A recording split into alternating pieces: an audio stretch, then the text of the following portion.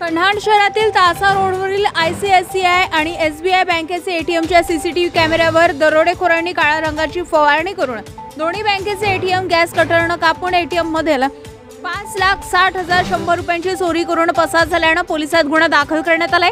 मंगळवारी पहाटे 2 ते 4 वाजता दरम्यान 4 चाकी वाहनाने आलेल्या दरोडेखोरांनी इंदिरानगरचे आयसीआयसीआय बँकेचे एटीएम आणि शिवनगर येथील एसबीआय बँकेचे एटीएमच्या बाहेर व आता बसवण्यात आलेल्या सीसीटीव्ही कॅमेऱ्यावर आणि एटीएम वर काळ्या रंगाची फवारणी करून अलार्मचा तार कापून एटीएम मध्ये प्रवेश केलाय। दरोडेखोरांनी दोन्ही बँकेचे एटीएम गॅस कटरने कापून इंदिरानगरच्या आयसीआयसीआय बँकेचे एटीएम मधून 1,03,000 रुपये आणि शिवनगर येथील एसबीआय बँकेच्या एटीएम मधून 4,57,100 रुपये असे दोन्ही एटीएम मधून 5,60,100 रुपयांची चोरी करून दरोडेखोर पसार झाले।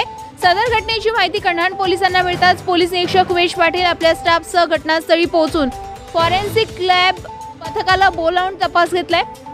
नागपूर ग्रामीण गुन्हे शाखेचे पोलीस निरीक्षक ओमप्रकाश कोकाटे आणि त्यांच्या पथकाने ही घटनास्थळी पाहणी केली।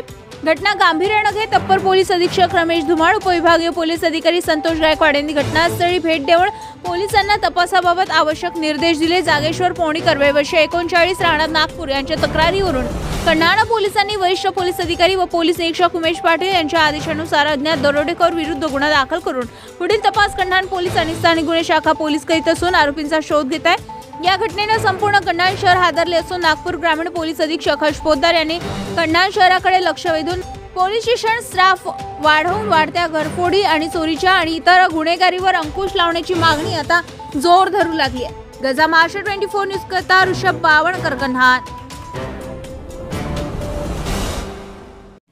ताज्या घडामोडी आणि बातम्या जाणून घेण्यासाठी गरजा महाराष्ट्र 24 न्यूज या आपल्या YouTube चॅनलला सबस्क्राईब करा आणि बेल आयकॉन दाबायला विसरू नका, जेणेकरून आपला व्हिडिओ आल्याची ताजी खबर तुम्हाला ताबडतोब मिळेल।